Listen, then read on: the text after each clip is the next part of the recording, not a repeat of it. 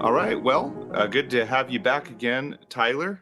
We have a lot of topics that we could go over, but I think we kind of decided we'd start at least with Bible translations, which is something that we have talked a lot about in our conversations. And I think uh, we've looked at quite a few of them. You have quite a few Bibles. I think I have quite a few Bibles. How many do you think? How many versions or Um, translations do you think you have? it has to be over 10 now, which I think Nice. I think comparably to some other people, that's probably a small number, but Well, some um, people, yeah, that's true. If they're really, really into it, we'll have all sorts of translations. Yeah. Um, I have. Well, let's see. For English translations, what do I have? I have King James, New King James.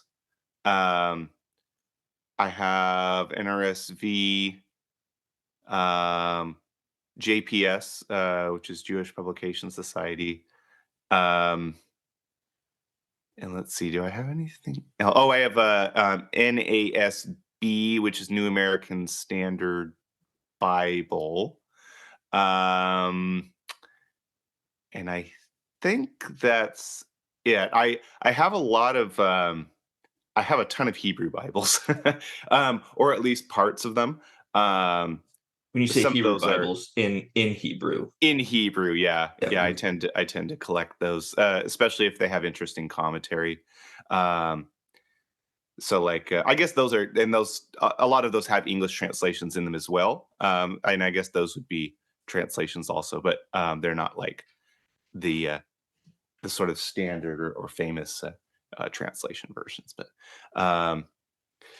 yeah, so um, what's interesting is, and well, and then there's also translate not just English translations, but translations of the Hebrew Bible into other ancient languages. So something we've talked about, especially, is the Septuagint, which is a very interesting translation.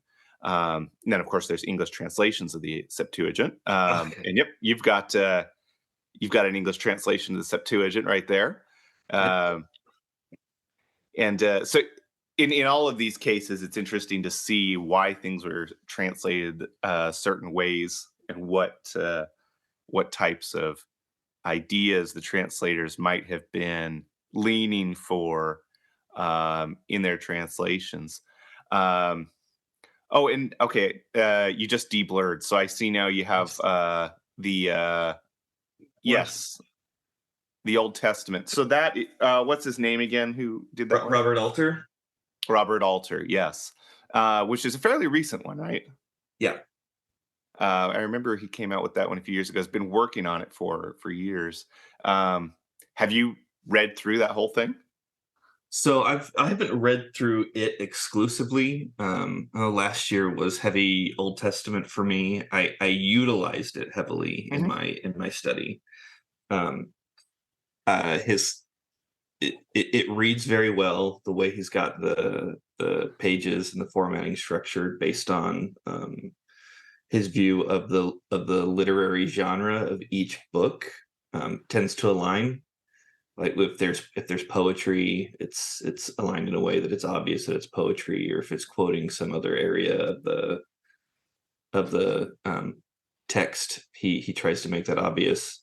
But his commentary is fantastic. It's much more of a literary commentary on how he views the text as being utilized, and it's less of a like a theological Hmm. commentary. Which makes sense for Robert Alter since he's a literary theorist. Um, and I find his translation. I have not read a lot of it, but I have read some of it. I haven't. I don't have You his. you you have it in electronic format, don't you? I have an audio version actually. Audio version. I don't have it in electronic format. It was just super expensive, so I hadn't taken the plunge to get it. But I would be interested in the commentary, especially. Um, but I do have an audio version of just the text, which has a few notes here and there, but doesn't have all the commentary, Hmm. or even close to all the commentary. Um, but yeah, his translation is a unique type, especially for the Old Testament, in that it's one guy Hmm. um, who did it, um, which gives some very interesting opportunities, right? Because um, most translations are done by groups, um, and you get opportunities there as well, right? Because you have a broad base of knowledge to translate from. Usually, more focused probably on um, the the history or archaeology or linguistics, trying to make sure that uh, everything is accurate and um, conveying the sense properly. Um, not as much not as much interest or detail into making a literary production. Um, Whereas with Robert Alter, I would say that was probably his principal concern. Um, I mean, he is a literary theorist, right? And sees the Old Testament as literature. And I think part of uh, his interest was making not just a translation, but um, a literary production in English, right? Yeah. Uh, Yeah. which, yeah, when you have one person doing it is easier, because then it's not translation by committee, right? And not that committees are bad, but it's just a different type of thing. The purpose is different. Yeah, yeah. And I think and there's probably more of that in the New Testament, right? Because the New Testament's shorter. So uh, so NT not and well NT Wright did his own. Mm. Um, David Bentley Hart did his own, Yep. the New Testament. Lesser known, but Thomas Wayment did his own. He You have that did. one. Yeah. Got that one. So I believe Thomas Wayment is also working on an Old Testament, if I remember correctly. Yeah, Um, I remember an interview he did where he made that claim. I don't know how far along he is. mhm. But yeah, it'd be interesting to see what he produces as well. It would take a while, for Mm. sure. Much Larger longer than surface the. area. Yeah. Uh-huh. Yeah, yeah. So, let's talk a little bit about translation styles. I like the graph that you shared. I've seen similar ones to this, where it's kind of the spectrum. Talk a little bit about that one. Yeah, so this has been something interesting that I've learned when it comes to my interests now in reading scripture is that there's way more translations of the Bible than I had ever thought there could be, and even in one particular language, right? Like this this idea of a spectrum of translation that that I've been looking at is really only English translations. Doesn't Yeah, good include point. any of any other language at all. But so it amazes me the quantity of English translations that there are. And the idea is that on the spectrum from left to right, you have translations that fall on a more word for word translation. So the committee or the individuals that are translating are attempting to match the original Hebrew, Greek, and sometimes Aramaic words to what the most likely equivalent word would be in English, for example.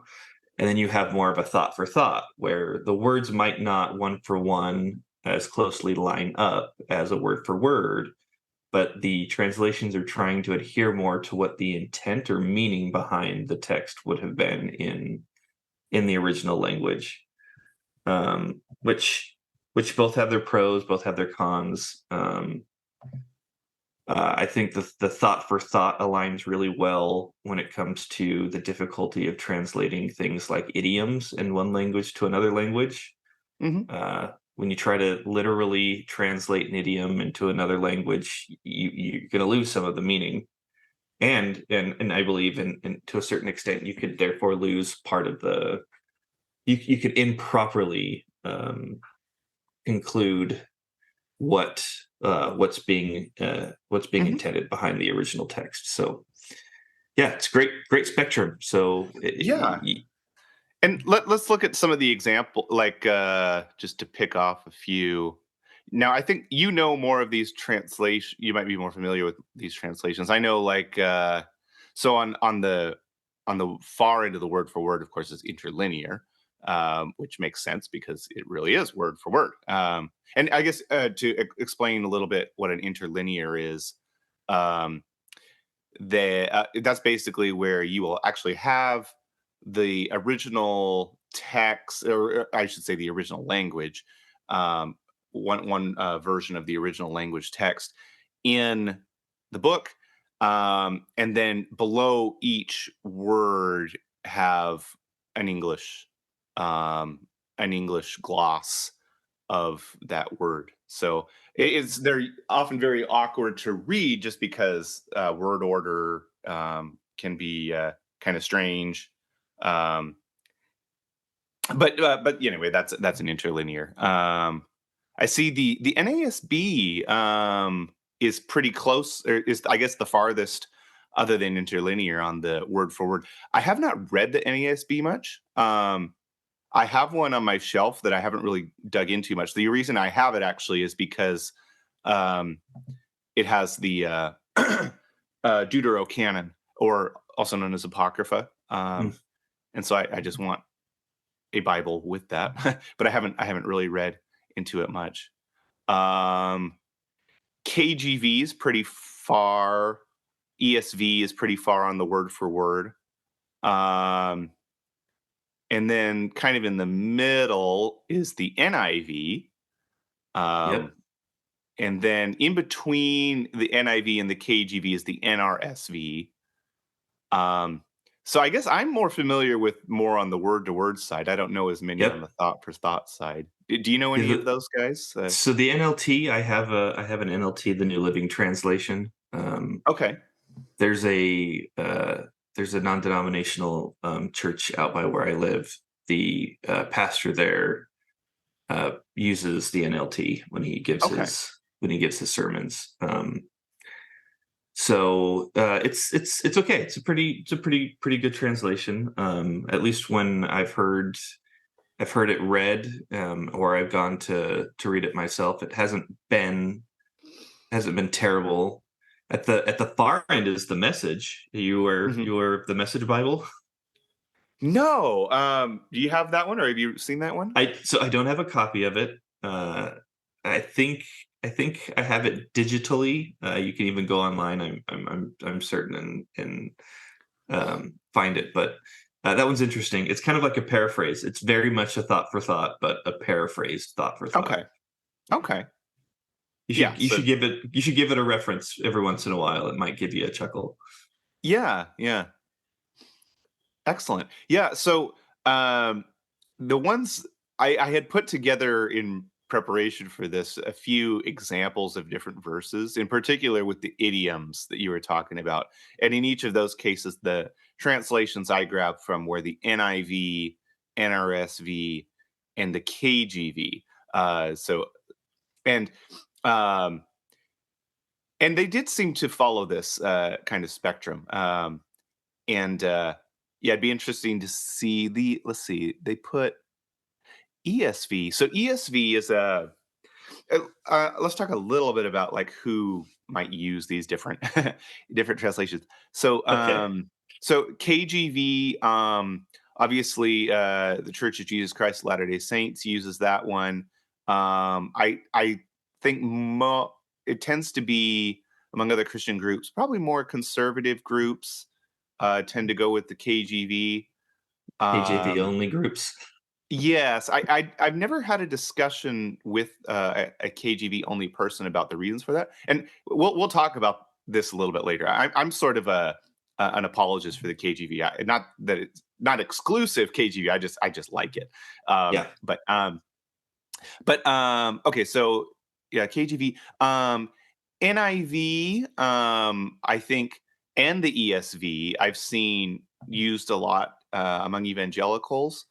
yeah. Um, I think ESV lately I've seen being preferred a little bit more, especially among, I guess, uh, very theological or academically inclined evangelicals.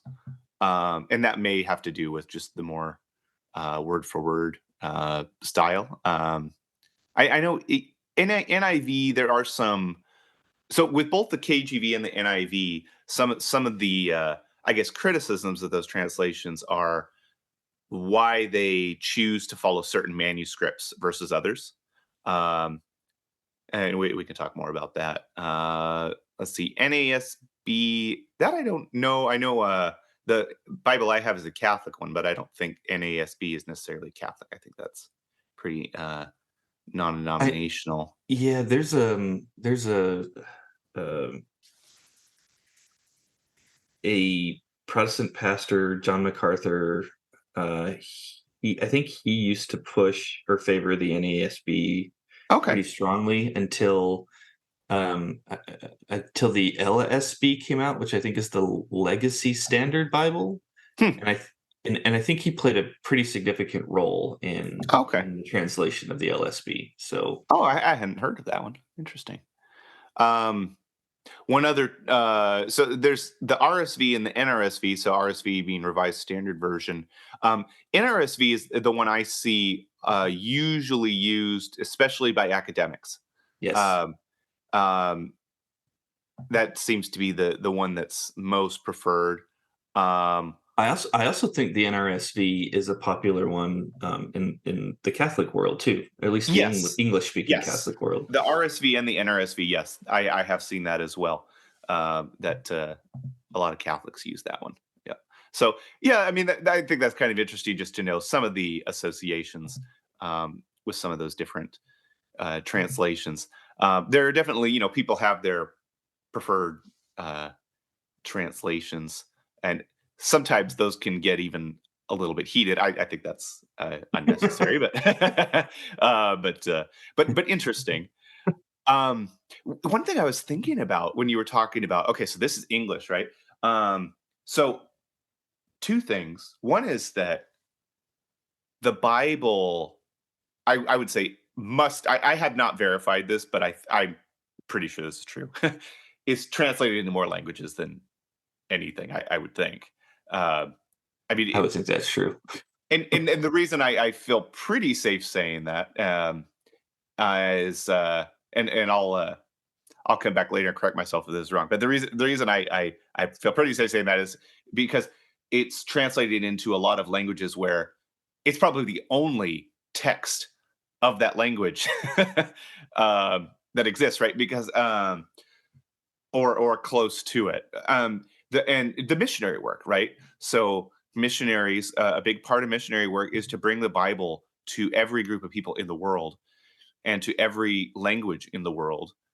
And I would say there are languages that are probably effectively extinct that no one even speaks anymore that have Bible translations, um, which I think is really interesting for the purposes of language preservation. I mean, in a way, um, we sometimes talk about Christian missionary work uh, wiping out indigenous religious beliefs.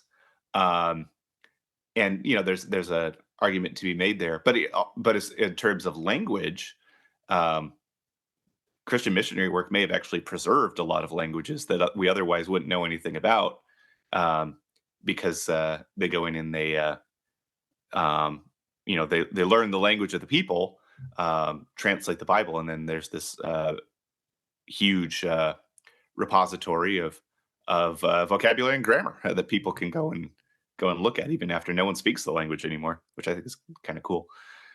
Um, and the other thing, so yeah, translating more languages, and also like you said, more translations for any single language than any other book. I think some other examples I was thinking of, because there are a lot of translations of the Odyssey. I don't know how many, but and probably into many languages as well. I don't know how many English translations there are, but a lot of translations of the Odyssey. Um, and then you'll see like bestseller books translated into 14 languages or something like that. But I mean that's nowhere um, near the amount. And then you'll see like um, say there's Brothers of Karamazov. There'll be different English translations, and people will have they'll say like, oh, this translation was done back in 1917, but it wasn't very good, and a new one's coming out. You should use that one; it's much better. Um, but there's not as much, I guess. There aren't as many examples to roll from where you could say like, here's a full spectrum of the word for word to thought for the Brothers of Karamazov, right? You might have two Right. or Yep. three examples, where with the Bible, we have a ton. So it makes for a very interesting case of translation theory, right? Where you have a lot of That's a good raw point. material to work from. Yeah. um, well, and I think the reason for that is obviously because the Bible is such an important book to humanity, right? Um, and as in its religious book, probably I think of the Quran, obviously very important as well. Um, Interestingly enough, for the Quran, translation is not as important, probably because I mean it is translated certainly, but it's not regarded as an actual scriptural text when it's translated. Um, Oh, for I the did not know Quran, that. yeah, it's only so a translation will be referred to as a translation of the Quran. Necessarily added to that. Um, so it's Hmm. only considered the Quran in Arabic, um, in the uh, in the original language itself, because that is considered to have been directly from the mouth of God. Um, so I don't want to say too much about it, just because I don't want to misrepresent, but I have heard that multiple times from Muslims, so I feel pretty safe on that one. But yeah, and yeah, Christianity is just a huge major world religion with the most adherents. So I think that's one reason also why you see this vast number of translations, but makes for an interesting opportunity to Yeah, look at translation theory. it's interesting. It's interesting. I even think with the Book of Mormon as well. I think I don't think that's ever been treated as the the English, right, being the Oh, original, if you yeah, will. yeah. You never say like a Spanish translation is a translation of the Book of Mormon, right? It's No, still no, you're right. Yeah, and I guess and there's an interesting layer there is when the English is even considered to be a translation, right? So correct. yeah. Yeah. Um, yeah, that gets into a whole thing of translation, but Whole different world. Like I didn't realize how many different versions of the Book of Mormon there are, even in English. yes, yes. Yeah, I mean not as many as the Bible, of course, but yeah, there are some uh and well, More than yeah, in one. Spanish, like yeah, more than one, that's true. And Yeah, I've seen like one other translation of the Book of Mormon into. Well, actually, I guess I've seen three in Spanish, right? Because there are two that were made by the LDS Church, and then there's one that was made by the RLDS Church. Um, and um, I haven't read that one in a whole lot of detail. I've read some people talk about sort of the LDS translation of the Book of Mormon into Spanish being more of a word for word, and the RLDS translation being more of a sense for Oh, sense. all Um, right. yeah, Might have and to give that a read in Espanol. yeah, and highly praised too. Like I've heard that the RLDS translation crew was very good. Um, they had really good people on it. So, but I don't know a whole lot about that. But But yeah, let's see some of the things I wanted to talk about. So I mentioned so KGV. One thing about the KGV, of course, it's a very old translation into English as far as English translations go, comparatively. It does use different Greek manuscripts than most modern translations do. And I guess by modern I mean like within the last 100 years. But so like in the King James Bible, um, sometimes you will find I think usually what you see is some parts that are missing from other translations, right? So the best example I could think of is in the Lord's Prayer, um, where it has "Thine is the kingdom and the glory and the power forever," um, which is in some Greek manuscripts, but not in the oldest ones, and most of the other English translations do not include that.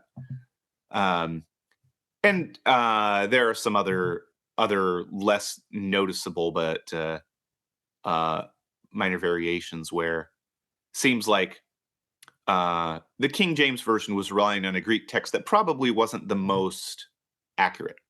Um, in that's why other translations don't use it as much. But and I guess that's probably as far as like criticisms of the King James Bible go. That's probably I'd say the biggest one for my side is just that the Greek text that it relies on isn't necessarily the most uh, close to the autographs or the originals. Um, the other, I guess, problem or criticism was the KGB is just that it's archaic English language, Yes. um, and difficult to understand for modern readers. Yep. Um, and I would say that's definitely a legitimate criticism. For me, I don't mind it just because I'm a little more used to it. Not that I understand all the archaic language, but even if I don't understand it, I still kind of like it, and I can look it up. But and also personally, I'm not as reliant on the English translation. Um, but I do like so like I said, I'm kind of an apologist for the King James version. I think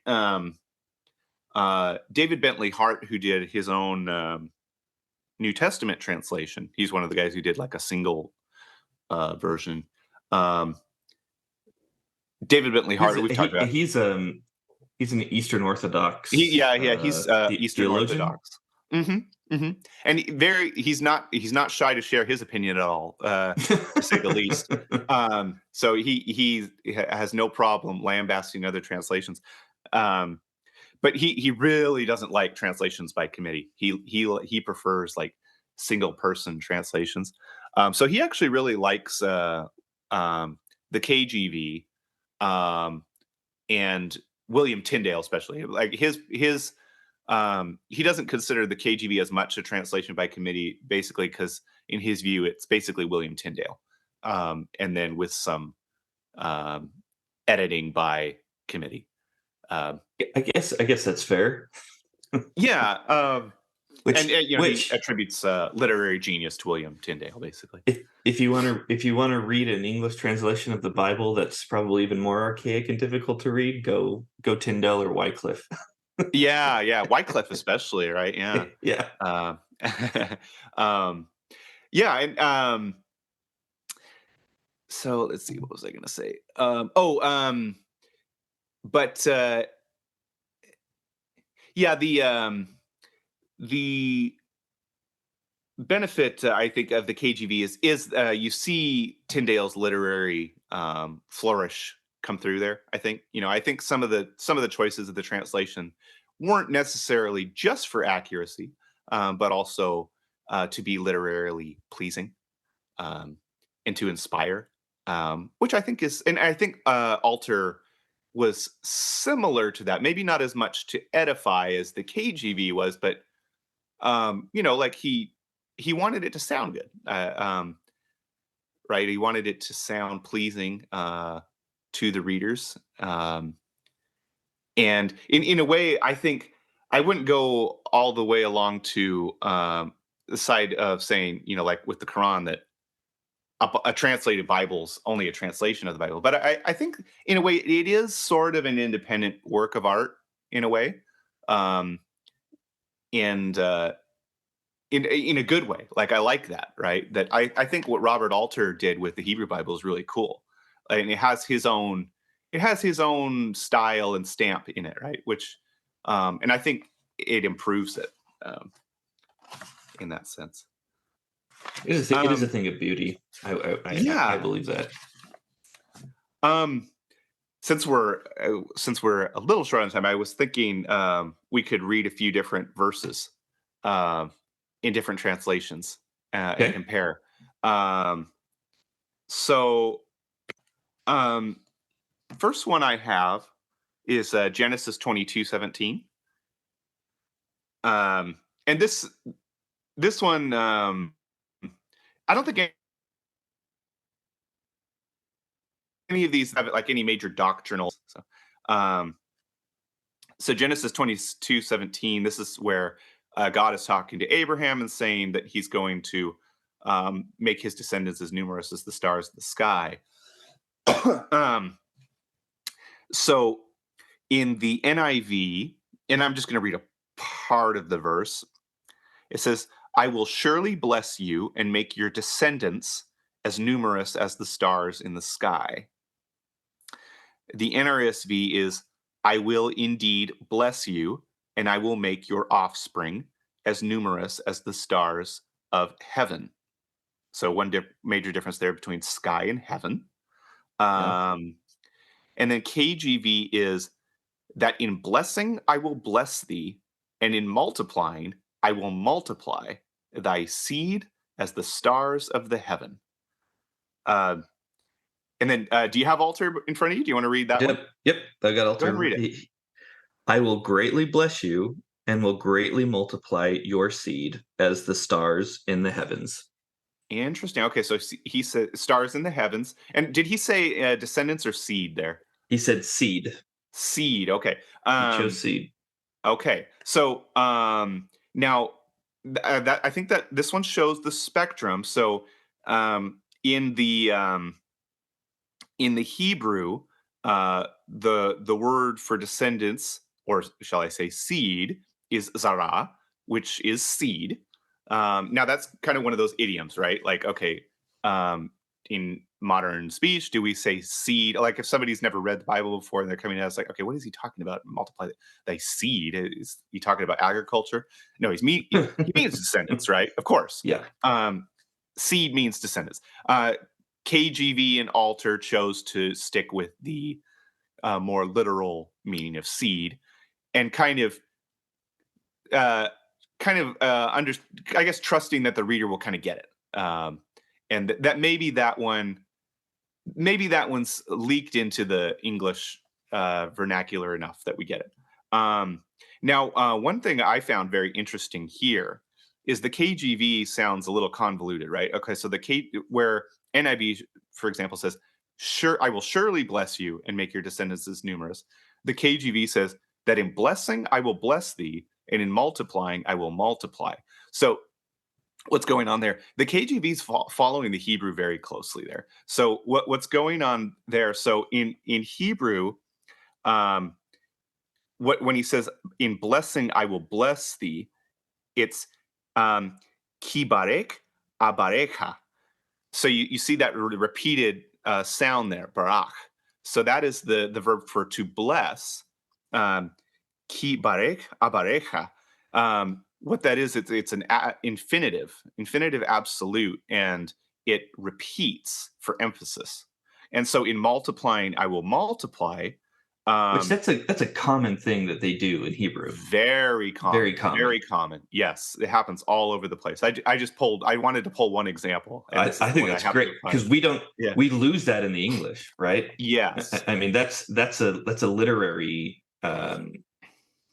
approach, or it's a choice that's specifically made. Uh, Yes. That's right, and the King James follows it very closely, and that's why I think it's accurate to imagine the KGV on the very word for word side of the spectrum. Um, the other one is so in multiplying, I will multiply. So the harba arbe. So again, repeating the verb there, you put the infinitive first, followed by the imperfect form. Um, so saying I will surely do this, right? And yeah, in the KGV, if you're reading it, do you do you get it necessarily? Well, so that in blessing I will bless thee, and in multiplying I will multiply. Okay, in reading that first time, we might lose it. It's like, okay, why is he saying it twice? What's the point there? I still think the emphasis does come across. I actually think they did a really good job in translating that one. Um, and yeah, maybe it's more direct to say, "Sure, I will surely bless you." Now, I don't mean to say one's better than the other. In none of these cases do I mean to say one is better than the other. It's just it just gives a little something different, you know. Um, Yeah. Well, so you lose that the with a thought for thought, yeah, you lose the intent of that literary choice, right? hmm Do you want to hear it in the Septuagint? yeah, yeah. Go ahead. It's not Greek. Yeah, I think this is important. I don't know the demographic of the listeners of your podcast, but um, Septuagint is a Greek translation of the Hebrew text, and what I Yes. have is obviously an English translation of the Greek translation. Yeah. Translation of a translation, right? Yeah, but this one, I think it aligns more with the KJV, at least in certain ways. I will indeed bless you with blessings, Okay. and I will make your offspring as numerously numerous as the stars of the sky. Oh, interesting. I'll have to look that one up in the Greek later and see how they did it. That's fascinating. So in that one, it shows both the emphasizing word because it adds in indeed or surely, Indeed. Yeah. and then also repeats. Okay, that's an interesting choice. Yeah. Oh, very cool. Very cool. Um, cool. So the next verse I was wanting to look at. Genesis 4:1. I thought this was very interesting. So Genesis 4:1 NIV says, um, Adam made love to his wife Eve. NRSV says, now the man knew his wife Eve. And then KJV says, and Adam knew Eve, his wife. Um, okay, and then in the Hebrew there, it says yada, which is no. So this is one where now when I was in high school, I think every teenage boy knew that no biblically meant have sex, right? um, at least among the crowd I was running with.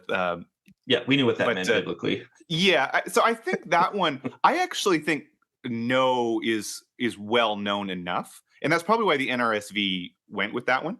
Um, but obviously, the NIV is saying what it literally means, right? Adam made love to his wife, or I guess maybe even more directly, have sex with his wife, right? But because even make love is a little bit of a Mhm. indirect way of saying things. But But I mean, language is finicky that way too, right? Like yes, English, we have this word "no" that can be applied in many different ways. Then if you go to the Spanish, you have two words for "no," and one of them is much more of a familiar way to know someone. You yeah, might even make an argument a more intimate way to know someone. So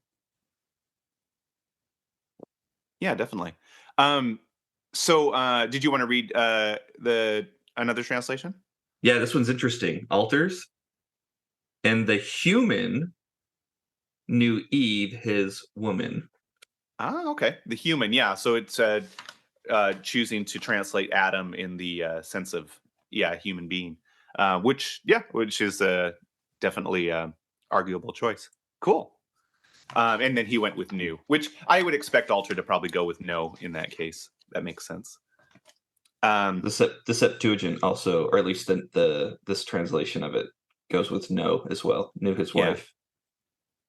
My guess is in the Greek, it probably also did. Otherwise, they would have translated it. But I'll have to look. Yeah, if it said something other than no, they probably would have translated it differently.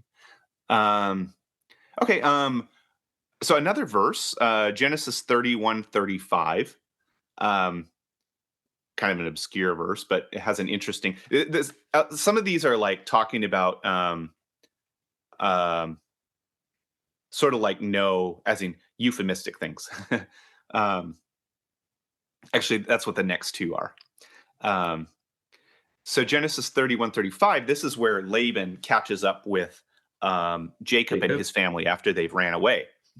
And part of the story is that um, uh, Rachel had snagged um, the teraphim, or the household gods of Laban, which is an interesting story into itself. But so Laban was saying, I need to find who stole these.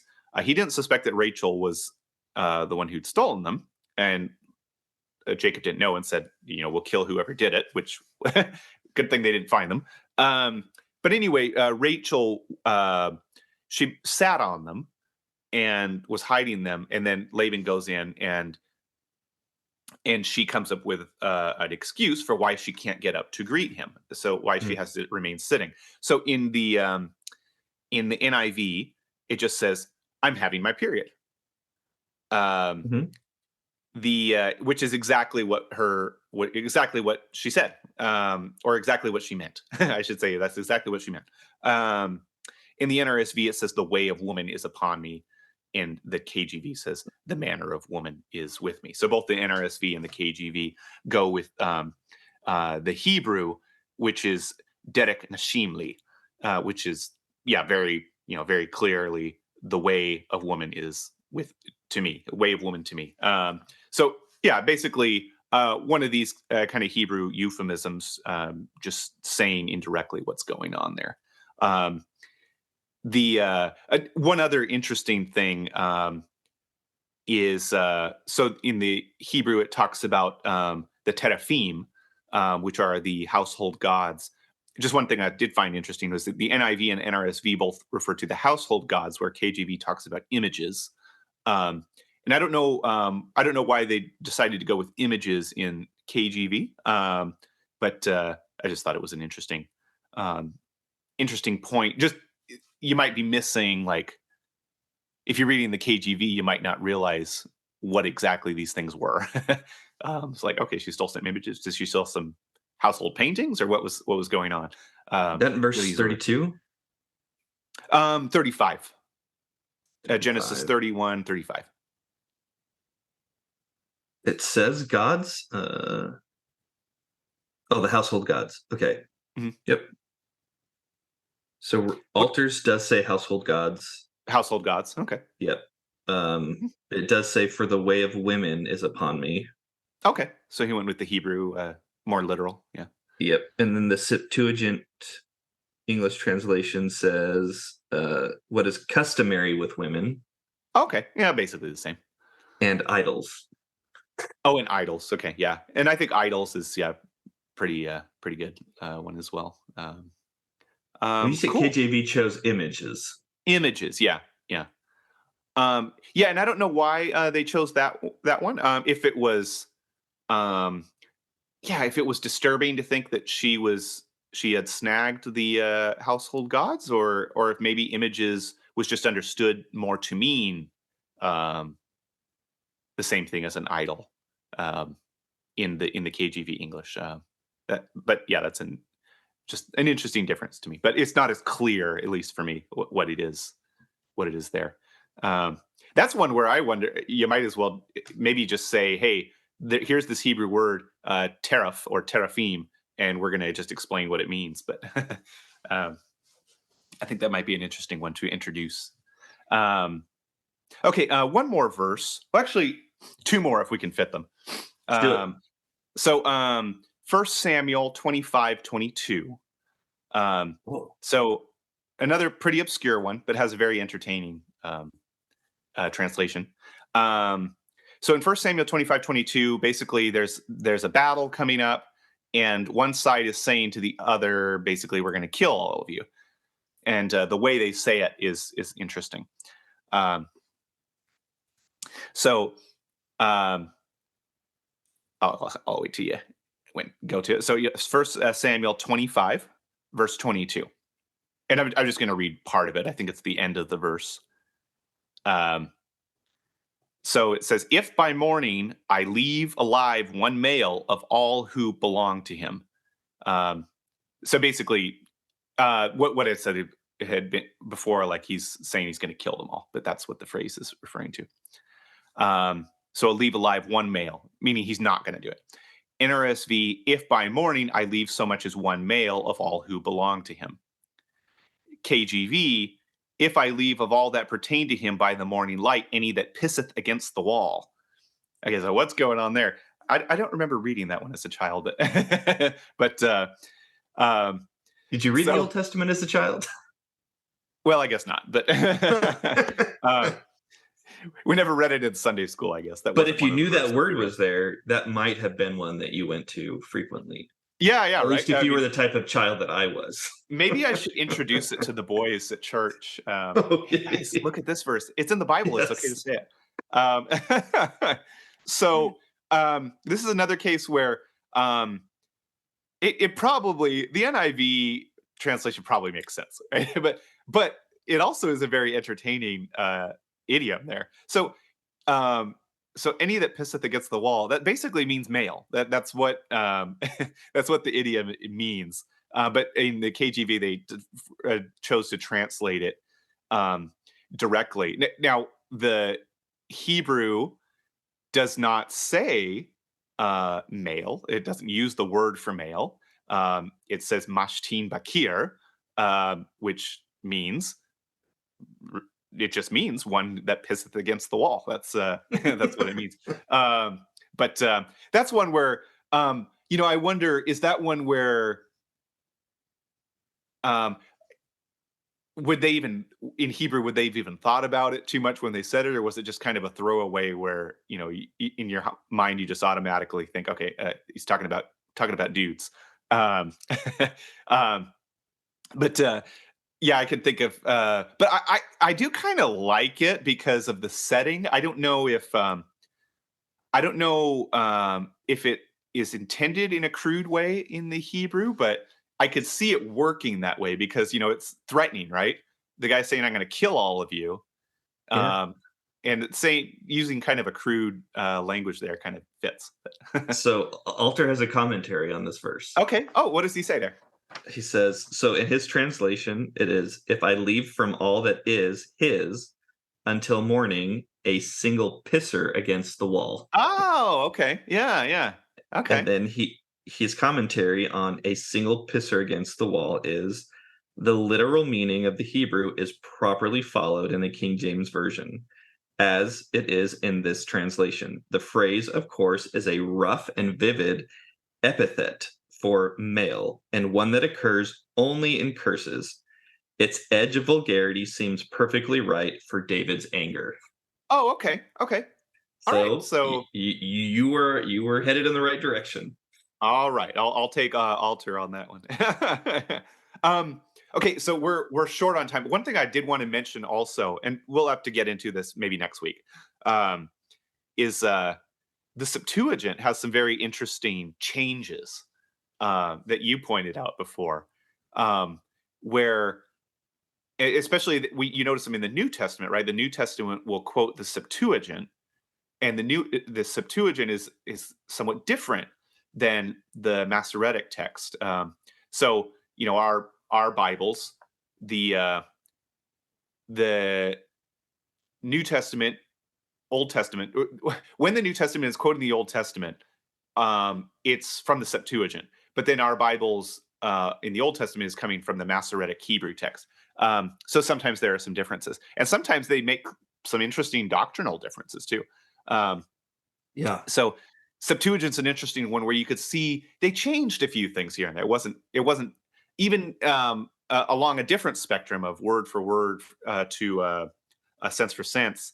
They were also maybe making a few changes or doctrinal statements in their translation choices.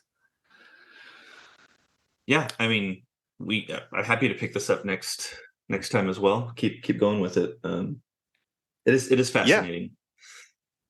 yeah, for sure. All right. Well, yeah, so you got a meeting to get to, but yeah, let's pick up next week, same time. All right, thanks, Todd. All right. We'll see you later.